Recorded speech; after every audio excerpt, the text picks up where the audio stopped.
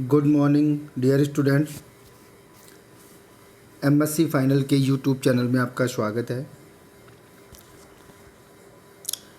आज हम लोग डिस्कस करेंगे डील-सेल्डर रिएक्शन। हमने जो ऑर्गेनिक सिंथेसिस सेकंड स्टार्ट कर रखा है, उसमें जो फर्स्ट और सेकंड यूनिट है उसमें हम लोग काफ़ी कुछ डिस्कस कर चुके हैं। आज हम लोग थर्ड यूनिट स्टार्ट कर रहे हैं, जिसका जो फर्स्ट टॉपिक होगा वो होगा हमारा डील-सेल्डर रिएक्शन। और ये एक ऐसी रिएक्शन है जो आप लोगों ने एमएससी प्रीवियस में भी पढ़ा होगा। This is very important reaction. तो चलो आगे चलते हैं, डिस्कस करते हैं डील-सेल्डर रिएक्शन के बारे में। डील-सेल्डर रिएक्शन क्या होती है? Diels Alder reaction the basic pattern of the Diels Alder reaction. A Diels Alder reaction is brings together two component. कि जो डील-सेल्डर रिएक्शन है उसमें दो कंपोनेंट एक दूसरे के करीब आते हैं, पास आते हैं। और ये जो पास आने वाले दो कंपोनेंट हैं वो कौन कौन से हैं? देखो, एक तो होता है हमारा डाई-इन। डाई-इन का मतलब दो डबल बॉन्ड होंगे और दोनों डबल बॉन्ड कॉन्जुगेशन में होंगे, फर्स्ट थिंग। अगर सेकंड थिंग की हम लोग बात करते हैं तो सेकंड थिंग होगा हमारा डाइनोफाइल। मीन्स एक डबल बॉन्ड होगा, उसमें मिनिमम एक डबल बॉन्ड होगा और उस डबल बॉन्ड से जो दो कार्बन जुड़े हुए हैं उन पर कोई सब्स्टिट्यूएंट या कोई ग्रुप जी हो सकता है। तो इट्स क्लियर कि जो हमारा डील-सेल्डर रिएक्शन है उसके दो पार्ट होंगे। कौन कौन से हैं दो पार्ट हमारे? यहाँ पे हम लोग देख लेते हैं एक बार। हमारे दो पार्ट हैं।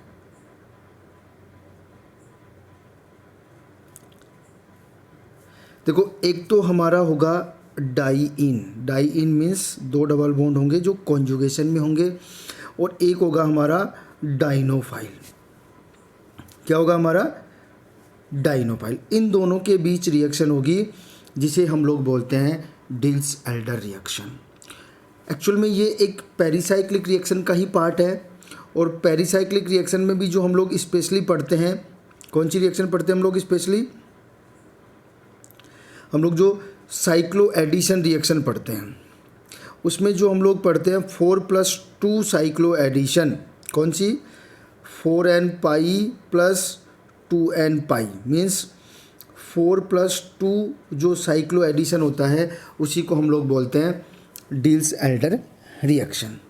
तो हम लोग यहाँ पे देख सकते हैं। देखो, ये डील-सेल्डर रिएक्शन क्या होती है। देखो, ये आपका एक डाई-इन होगा,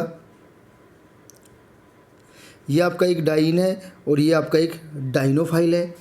ये दोनों मिलकर के एक 6 मेंबर रिंग बनाएंगे जिसमें एटलीस्ट 1 डबल बॉन्ड होगा। यहाँ पे सारा लिख रखा है हमने कि कौन कौन से बॉन्ड ब्रेक होंगे ड्यूरिंग द रिएक्शन और कौन कौन से बॉन्ड फॉर्म होंगे ड्यूरिंग द रिएक्शन। ठीक है, तो ये क्लियर हो गया है कि हमारी डील-सेल्डर रिएक्शन क्या है। ये ध्यान से समझ लेना, 4n+2 साइक्लो एडिशन है। कौन सा साइक्लो एडिशन है? 4n+2 साइक्लो एडिशन है जिसमें एक डाई-इन होगा और एक डाइनोफाइल होगा। दोनों मिलकर के एक 6 मेंबर रिंग बनाएंगे। ठीक है, ये हमारी डील-सेल्डर रिएक्शन होगी। आगे चलते हैं।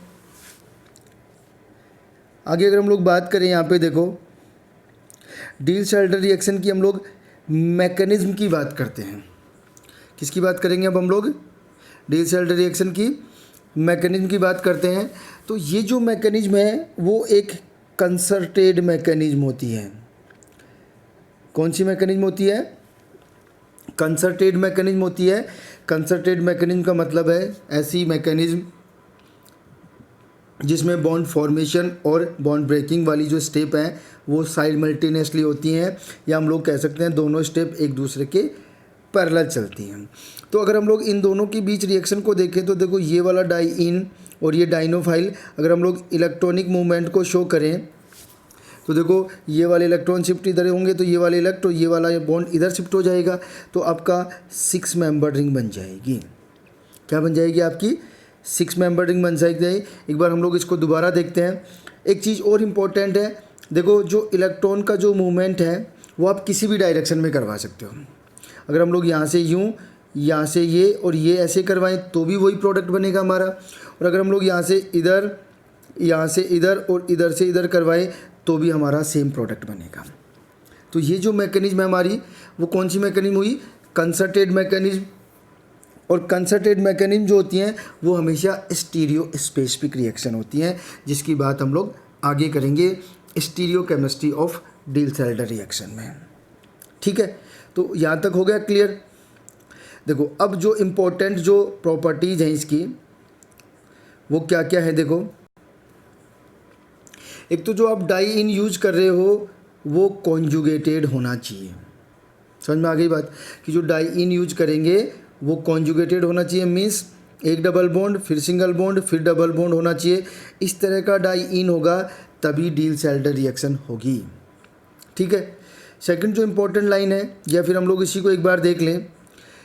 अगर हम लोग यहाँ पे बात करें 1,4 पेंटाडाइन की बात करें तो देखो ये डबल बॉन्ड फिर सिंगल बॉन्ड फिर सिंगल बॉन्ड और फिर डबल बॉन्ड।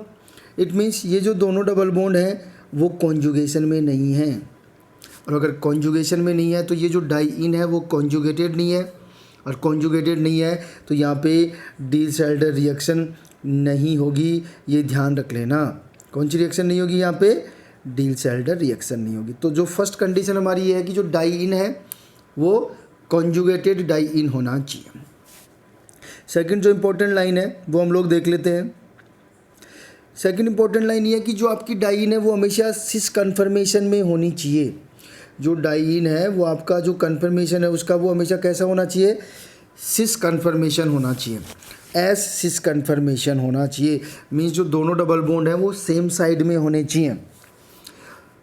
तो यहाँ पे हम लोग देख सकते हैं कि ये आपका सिस कन्फर्मेशन है। जब इसकी डाइनोफाइल से रिएक्शन होगी तो डील-सेल्डर रिएक्शन हो जाएगी। लेकिन अगर आपका ट्रांस कन्फर्मेशन है और जब ये डाइनोफाइल से रिएक्शन करेगा तो यहाँ पे रिएक्शन नहीं होगी। तो मस्ट जो सेकंड मस्ट कंडीशन है जो आपका डाई इन है वो कैसा होना चाहिए? सिस कन्फर्मेशन में होना चाहिए। ठीक है, ऐसा क्यों भाई, वो हम लोग देख लेते हैं। देखो अगर सिस कन्फर्मेशन होगा तो जो दोनों कार्बन हैं जो डाइनोफाइल से जुड़ने वाले हैं उन दोनों के बीच की दूरी है 2.5 एंगस्ट्रॉन। और अगर ये दोनों कार्बन या ये जो डाई इन है वो ट्रांस कन्फर्मेशन में है तो दोनों कार्बन जो जुड़ने वाले हैं डाइनोफाइल से उन दोनों के बीच की डिस्टेंस हो गई 3.7 एंगस्ट्रॉन। तो यहाँ पे क्लियर कट लिखा है कि जो ट्रांस कन्फर्मेशन है उसमें C1 और C4 जो है उनके बीच की दूरी बहुत ज़्यादा है, तो ये एक साथ डाइनोफाइल से रिएक्ट करने में एबल नहीं होते हैं। मींस इन दोनों की डिस्टेंस इतनी ज़्यादा हो गई है यहाँ पे कि ये दोनों एक साथ डाइनोफाइल के साथ रिएक्शन नहीं कर सकते। तो इसलिए हमारा जो डाई इन है वो हमेशा सिस कन्फर्मेशन में होना चाहिए। तो देखो एक तो जो आपकी मस्ट कंडीशन थी जो आपका डाई इन है वो कॉन्जुगेटेड होना चाहिए, और दूसरी वाली जो मस्ट कंडीशन आई है आपका जो डाई इन है वो हमेशा सिस कन्फर्मेशन में होना चाहिए, ट्रांस नहीं होना चाहिए, नहीं तो डील-सेल्डर रिएक्शन नहीं होगा। ठीक है, आगे चलते हैं अब हम लोग। एक और इम्पोर्टेंट लाइन आ गई है। देखो हमें पता है कि हम ये जो रिएक्शन करने वाले हैं वो डाई इन और डाइनोफाइल के बीच कराने वाले हैं। तो जो डाई इन है वो हमेशा न्यूक्लियोफाइल का काम करेगा इस रिएक्शन में, और जो डाइनोफाइल है वो हमेशा किसका काम करेगा? इलेक्ट्रोफाइल का काम करेगा। ठीक है, दूसरी लैंग्वेज में हम लोग ये कह सकते हैं कि जो डाई इन है उसका हमेशा होमो काम में आएगा, ये हम लोग आगे पढ़ेंगे इसका, और जो आपका डाइनोफाइल है उसका हमेशा कौन काम में आएगा? लूमो काम में आएगा। तो ये ध्यान रख लेना, जो डाई इन है उसका हमेशा होमो काम में आएगा और जो डाइनोफाइल है उसका हमेशा लूमो काम में आएगा। डाइन जो है हमेशा न्यूक्लियोफाइल का काम करेगा, जो डाइनोफाइल है वो हमेशा इलेक्ट्रोफाइल का काम करना है। तो अगर हम लोग इस रिएक्शन या रेट ऑफ रिएक्शन की या हम लोग इस रिएक्शन की रेट इंक्रीज करना चाहते हैं तो देखो जो डाइन है हमारा वो न्यूक्लियोफाइल का काम करेगा, तो इस पर हमेशा जो ग्रुप जुड़ा हुआ होगा वो हमेशा इलेक्ट्रॉन रिलीजिंग ग्रुप होना चाहिए। कैसा ग्रुप होना चाहिए? इलेक्ट्रॉन रिलीजिंग ग्रुप होना चाहिए। मीन्स क्लियर है कि अगर आपका जो डाइईन है इस पे कोई ग्रुप जुड़ा हुआ है जी, वो फर्स्ट पोजीशन पर भी हो सकता है और सेकंड पोजीशन पर भी, तो वो ग्रुप हमेशा इलेक्ट्रॉन रिलीजिंग ग्रुप होना चाहिए। और जो आपका डाइनोफाइल है वो हमेशा इलेक्ट्रोफाइल का काम करता है, तो इस पे जो ग्रुप होगा वो हमेशा इलेक्ट्रॉन विड्रॉइंग ग्रुप होना चाहिए। ऐसा क्यों? हम लोग इसको चेक कर सकते हैं। देखो एक एग्जांपल मैंने रखा है यहाँ पे, ये एग्जांपल हम लोग ले लें। यहाँ पे ये आपका डाइईन है, दोनों डाइईन सेम है। अगर हम लोग यहाँ पे डाइनोफाइल की बात करें तो यहाँ पे कोई सब्स्टिट्यूएंट नहीं है, और यहाँ पे इस डाइनोफाइल में CN जुड़ा हुआ है जो कि इलेक्ट्रॉन विड्रॉइंग ग्रुप है। तो ये electron withdrawing group rate of reaction को बढ़ा देगा। तो अब हम लोग यहाँ पे देख सकते हैं कि अगर इसकी जो रेट ऑफ रिएक्शन को अगर हम लोग 1 मान लें, तो जो इसकी रेट ऑफ रिएक्शन है वो इसके कंपैरिजन में 10⁵ टाइम्स ज़्यादा होती है। Rate of reaction 10⁻⁻5 times fast होती है। और वो फास्ट क्यों ही है? इस डाइनोफाइल में इस इलेक्ट्रॉन विड्रॉइंग ग्रुप की वजह से। तो समझ में आ गया? जो थर्ड इम्पोर्टेंट लाइन थी कि जो आपका डाइईन है उसमें इलेक्ट्रॉन रिलीजिंग ग्रुप होने चाहिए, और जो आपका डाइनोफाइल है उसमें इलेक्ट्रॉन विड्रॉइंग ग्रुप होने चाहिए। ठीक है, आगे चलते हैं। अब देखो इस कंसेप्ट के बेसिस पे देखो हमारे पास कुछ एग्जाम्पल है जो कि हम लोग बेसिकली डाइनोफाइल के रूप में यूज कर सकते हैं। वो एग्जाम्पल कौन कौन से हैं? देखो ये आपका डबल बॉन्ड है और इससे इलेक्ट्रॉन विड्रॉइंग ग्रुप जुड़ा हुआ है, इसको बोलते हैं मिथाइल एक्राइलेट। क्या नाम है इसका? Methyl acrylate. दूसरा एग्जाम्पल हमने रखा है डाईमिथाइल मैलेट। ये मैलेइक एसिड का एस्टर है तो इसको हम लोग बोलेंगे डाईमिथाइल मैलेट। ये फ्यूमेरिक एसिड का एस्टर है। देखो ये दोनों ग्रुप जो हैं वो एक दूसरे के ट्रांस पे हैं, तो अगर यहाँ पे COOH होता दोनों तरफ तो हम लोग इसको फ्यूमेरिक बोलते, एसिड बोलते। अब ये एस्टर है फ्यूमेरिक एसिड का तो इसको हम लोग बोलेंगे फ्यूमेरेट। और एक आपका है ये मैलेइक एनहाइड्राइड। ये 4 एग्जाम्पल ऐसे हैं जिनको हम लोग बेसिकली डील-सेल्ड रिएक्शन में डाइनोफाइल के रूप में यूज करते हैं। क्योंकि मैंने पहले बताया है कि जो डाइनोफाइल है उसमें कौन से ग्रुप जुड़े हुए होने चाहिए? Electron withdrawing group. और आप लोग चेक कर सकते हो इन चारों में ये जो डबल बॉन्ड है जो डाइनोफाइल का काम करेगा उससे देखो इलेक्ट्रॉन विड्रॉइंग ग्रुप जुड़े हुए हैं। कैसे ग्रुप जुड़े हुए हैं? उससे इलेक्ट्रॉन विड्रॉइंग ग्रुप जुड़े हुए हैं, ये आप लोग देख सकते हो। ठीक है, तो ये एक बेसिक आइडिया हमें मिल गया है कि जो डील-सेल्ड रिएक्शन क्या है, डाइईन क्या है, डाइईन का होमो यूज करेंगे कि लूमो यूज करेंगे, डाइनोफाइल क्या है, डाइईन में कैसे ग्रुप जुड़े हुए होने चाहिए, कैसे सब्स्टिट्यूएंट जुड़े हुए होने चाहिए, डाइनोफाइल में कैसे सब्स्टिट्यूएंट जुड़े हुए होने चाहिए। ठीक है, अब हम लोग आगे चलते हैं। देखो आगे हम लोग बात करेंगे स्टीरियोकेमिस्ट्री ऑफ डील-सेल्ड रिएक्शन की। किसकी बात करेंगे हम लोग? यहाँ पे स्टीरियोकेमिस्ट्री ऑफ डील-सेल्ड रिएक्शन की। उससे पहले हम लोग इसकी कुछ मैकेनिज्म समझ लेते हैं कि रिएक्शन होती कैसे है। थोड़ा सा होमो लूमो का कंसेप्ट देख लेते हैं कि कैसे डाइनोफाइल का होमो डाइनोफाइल के लूमो से इंटरेक्शन करता है। ठीक है, तो अब हम लोग चलते हैं इसकी मैकेनिज्म पे।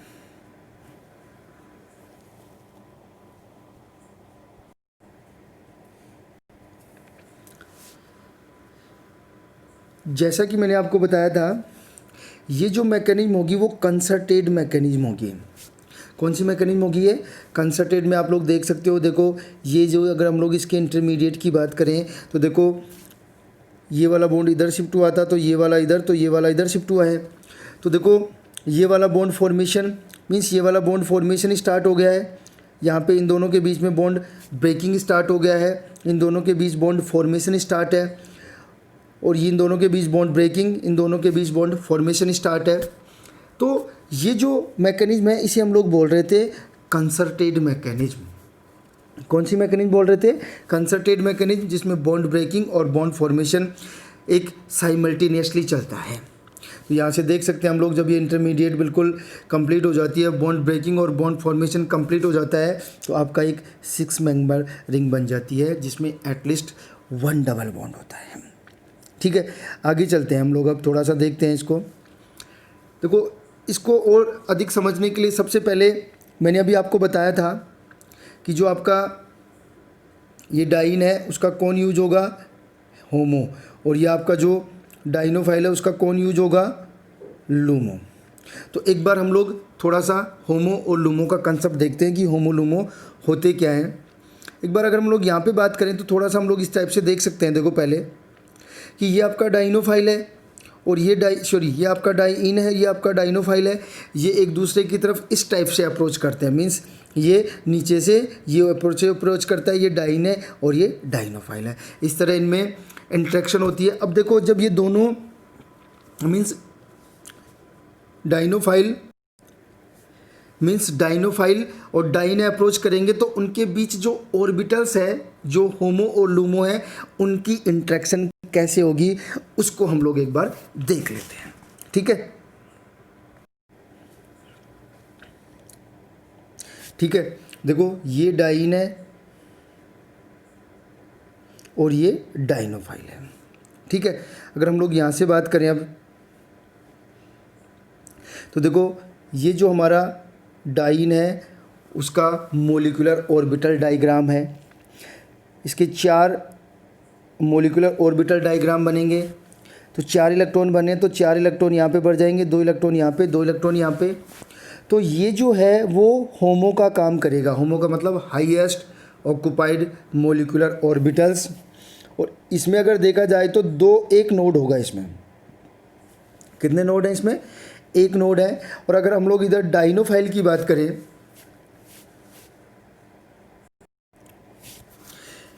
इधर अगर हम लोग डाइनोफाइल की बात करें तो आप लोग देख सकते हो इसके 2 मोलिकुलर ऑर्बिटल डायग्राम बनेंगे, एक पाई होगा और एक पाई स्टार होगा। तो यहाँ पे इसका लूमो यूज होगा, means lowest unoccupied molecular orbital. तो हम लोग यहाँ देख सकते हैं कि 2 इलेक्ट्रॉन थे इसमें आगे, तो हमारा जो वैकेंट अनऑक्युपाइड मोलिकुलर ऑर्बिटल होगा वो इसका पाई स्टार होगा। और यहाँ पे भी इसमें एक नोड होगी, ये ध्यान रख लेना। मीन्स जो इसका साई2 है वो होमो का काम करेगा और इसका जो पाई स्टार है वो लूमो का काम करेगा। अब इन दोनों की इंट्रैक्शन कैसे होगी इसको हम लोग यहाँ पे देख सकते हैं। देखो ये देखो बिल्कुल क्लियर है, यहाँ पे इनकी इंट्रैक्शन जो दे रखी है। देखो यहाँ पे आप लोग देख सकते हो ये साई2 है डाइन का, जो लूमो का काम होमो का काम कर रहा है। और ये हमारा डाइनोफाइल का पाई स्टार है जो लूमो का काम करेगा। अब देखो इस लोब की इंट्रैक्शन यहाँ पे इस लोब से होगी, इसकी इंट्रैक्शन यहाँ पे होगी। और इस टाइप की जो इंट्रैक्शन होती है उसको बोलते हैं बॉन्डिंग इंट्रैक्शन। सेम साइन की बात कर सकते हैं हम लोग, सेम साइन आपस में ओवरलैप करते हैं तो उसको बोलते हैं बॉन्डिंग इंट्रैक्शन। और अपोजिट साइड अगर अपोजिट चार्ज अगर इंट्रैक्शन करते हैं तो उसको बोलते हैं एंटी बॉन्डिंग इंट्रैक्शन। तो ये जो इंट्रैक्शन हो रही है वो कौन सी वाली इंट्रैक्शन है, बॉन्डिंग इंट्रैक्शन है। अब देखो एक और मोस्ट इंपॉर्टेंट चीज़ जो यहाँ पे है वो हम लोग ये कह सकते हैं, एक जो मोस्ट इंपॉर्टेंट थिंग है वो क्या है कि ये आपका ब्यूटाडाइन है और ये इसका होमो है, ये डाइनोफाइल है और ये इसका लूमो है। तो देखो जो डाइनोफाइल है उसकी जो दोनों लोब इंट्रैक्शन करेंगी वो दोनों लोब सेम साइड से इंट्रैक्शन कर रही है। और इसकी भी जो दोनों लोब इंट्रैक्शन करेंगी, इनके बीच में जो बॉन्डिंग इंट्रैक्शन हो रही है, इसकी लोब भी सेम साइड से, इसकी लोब भी सेम साइड से है। तो इस टाइप की जो इंट्रैक्शन है उसे आप लोग बोलते हैं सुप्रा इंट्रैक्शन, मीन्स सेम साइड से इंट्रैक्शन हो रही है। तो हमारी जो डील-सेल्डर रिएक्शन है वो सुप्रा इंट्रैक्शन अलाउड होती है, या सुप्राफिशियल इंट्रैक्शन जो होती है वो वाली अलाउड इंट्रैक्शन होती है। तो ये सारी इस डील-सेल्डर रिएक्शन की मैकेनिज्म होती है। एक और इम्पोर्टेंट लाइन आप ध्यान रख लेना, ये जो रिएक्शन होती है वो थर्मली अलाउड होती है।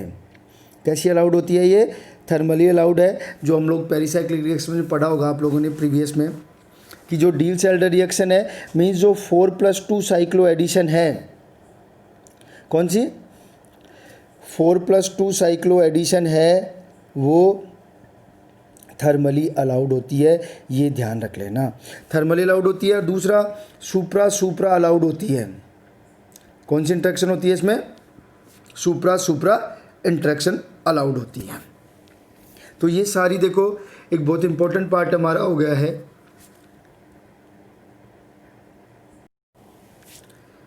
एक बहुत इंपॉर्टेंट पार्ट हमारा हो गया है डिल्स-एल्डर रिएक्शन का। अब जो हमारा बचा है वो 3 चीज़ें बची हैं डिल्स-एल्डर रिएक्शन में। 3 चीज़ें कौन कौन सी? एक तो हम लोग डिस्कस करेंगे stereochemistry of deals-Elder reaction, stereochemistry. एक हम लोग बात करेंगे एंडो सेलेक्टिविटी, मीन्स यहाँ पे 2 प्रोडक्ट बनेंगे, एक एंडो और एक हेक्सो, तो उनमें एंडो प्रोडक्ट मेजर बनेगा, वो क्यों बनेगा वो हम लोग डिस्कस करेंगे। और एक हम लोग इसकी रेजियो सेलेक्टिविटी डिस्कस करेंगे। क्या डिस्कस करेंगे? रेजियो सेलेक्टिविटी डिस्कस करेंगे। तो इस वीडियो में इतना ही। नेक्स्ट वीडियो में हम लोग डिस्कस करेंगे डिल्स-एल्डर रिएक्शन की रेजियो सेलेक्टिविटी, एंडो सेलेक्टिविटी और stereochemistry. This is very important part. जो 3rd यूनिट है उसमें डिल्स-एल्डर रिएक्शन बहुत ही इंपॉर्टेंट पार्ट है, तो आप लोग इसको अच्छे से तैयार कर लेना। कुछ भी प्रॉब्लम हो, कोई भी डाउट हो तो आप लोग हमसे डिस्कस कर सकते हैं। ठीक है, तो मिलते हैं नेक्स्ट क्लास में।